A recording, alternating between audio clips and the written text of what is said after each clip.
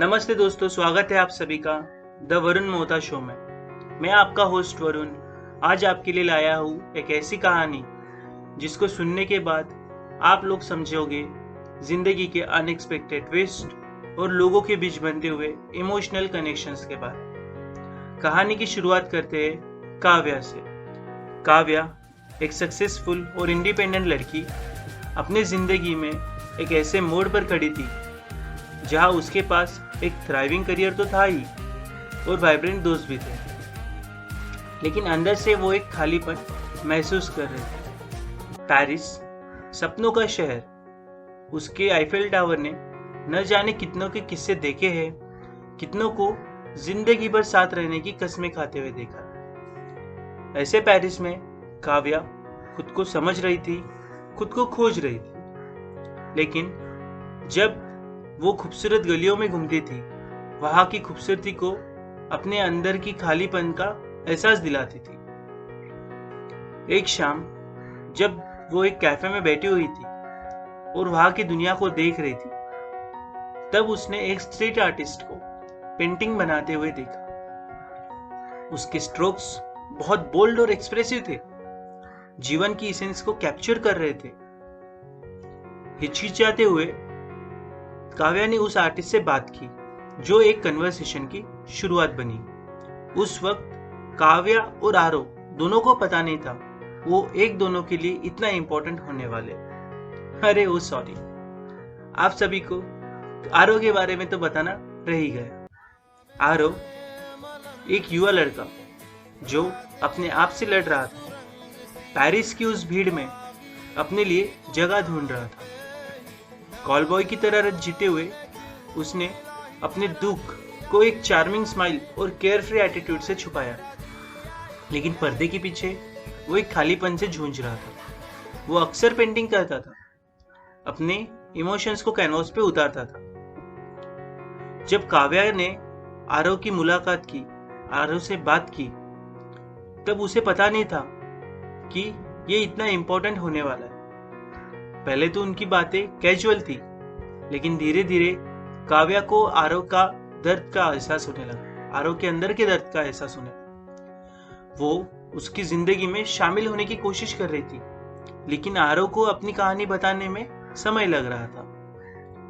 बाद में of course दोनों इंडियन ओरिजिन से आने की वजह से दोनों जल्द ही दोस्त बन गए। जैसे जैसे उनकी दोस्ती गहरी होती गई, आरव ने काव्या से अपने बारे में बातें खुलकर करने लगा। उसने अपने दुख, परिवार की उम्मीदें और अपने सपनों को छोड़ने की कहानी बताई।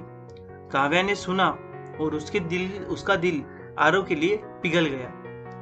उसने आरव की हिम्मत और सपनों के लिए उसकी तलाश को देखा, लेकिन जब उनका रिश्ता थोड़ा गहरा होने लगा, तब आरव का पास्ट उसके पीछे आने लगा। एक शाम जब वो एक रोमांटिक डिनर में था काव्या के साथ, आरव को एक कॉल आया उसके पुराने बॉस का, और जो उसका राज सबके सामने लाने की धमकी दे रहा था। उसने काव्या से दूर जाने का फैसला किया, सोचते हुए कि ये काव्या की रक्षा करेगा, उसकी इमेज को अच्छी से रखेगा। काव्या ने जब देखा कि आरव उससे दूर जा रहा है, तो उसका दिल टूट गया। उसने उसे समझा ही नहीं कि आरव उससे दूर क्यों जा रहा है, और आंसर्स ढूंढते हुए वो एक स्ट्रीट आर्टिस्ट से मदद मांगने चली गई, जो आरव का दोस्त था। उसने आरव की कहानी, कठिनाइयों के बारे में काव्या को बताया। उसने ये भी बताया कि आरव कितना टैलेंटेड आर्टिस्ट है और बस उसे अपनी सच्ची पैशन से जीने की जरूरत है। काव्या ने डिसाइड किया कि वो आरव की मदद करेगी। उसने एक आर्ट एग्जीबिशन का प्लान बनाया, जहां आरव का काम दिखाया जाएगा। ये एग्जीबिशन आरव के लिए एक टर्निंग पॉइंट बन गया, जहां उसके टैलेंट का सबके सामने एग्जीबिशन में रखा जाएगा और उसकी कहानी वो कैनवास के जरिए सबको बताएगा। एग्जीबिशन की रात अमेजिंग थी, मैजिकल थी। जब आरव ने अपना आर्ट सबके सामने रखा और उसका दिल भर गया, क्योंकि सब लोग उसे अप्रिशिएट कर रहे थे, उसके आर्ट की सराहना कर रहे थे। उसने काव्या को क्राउड में देखा, जिसकी आंखें गर्व में थी। एग्जीबिशन ये बस आरव को अटेंशन दिलाया है ऐसा ही नहीं, बल्कि बायर्स और पैट्रॉन्स का भी आकर्षित किया, उन्हें भी आकर्षित किया और आरव को नए नए कॉन्ट्रैक्ट्स भी मिले। लेकिन इसी सेलिब्रेशन के बीच आरव को एक चैलेंज था, एक चैलेंज का फिर से सामना करना पड़ा। उसका पुराना राज ये जो सबके सामने आया, लेकिन इस बार वो तैयार था। इस बार उसने ठानी थी कि वो काव्या को बताएगा उसके पास्ट के बारे में। उसने काव्या को अपने कॉल के बारे में बताया, उस दिन जो डिनर डेट पे आया था उस कॉल के बारे में बताया। वो कैसे कुछ वक्त तक पेरिस में काम खोज रहा था, कोशिश करने पर भी उसे काम नहीं मिला, फिर कैसे ज़हीर से मिला, उसने उसकी मजबूरी का फ़ायदा उठाया। कुछ वक्त तक कर्जे में डूबा हुआ आरव को उसने कैसे कॉल बॉय बनने पर मजबूर किया। कुछ काम नहीं मिला, इसके वजह से ज़हीर के कहने पर आरव ने वो काम किया, पर उसे वो गलत लगा और खुद की घृणा आने लगी। फिर उसने बाद में कैसे painting as a career choose किया, जिंदगी में आगे बढ़ने का डिसीजन लिया। पर ज़हीर जो आरव को ब्लैकमेल करता था, उसका एग्रीमेंट टूटने की वजह से वो उसकी सच्चाई सबको बताएगा ऐसे ब्लैकमेल करता था, और इसी वजह से वो काव्या से दूर भागता रहा। काव्या को उसका पास्ट सुनकर थोड़ा दुख हुआ, पर उसने ठाना कि अब वो आरव को जिंदगी में आगे साथ देकर अच्छी नई शुरुआत करेगी। नई आशा और सपोर्टिव पार्टनरशिप के साथ काव्या और आरव ने मिलकर एक नए सफर की शुरुआत की। आईफेल टावर के सामने दोनों ने उम्र भर साथ रहने की कसम खाई।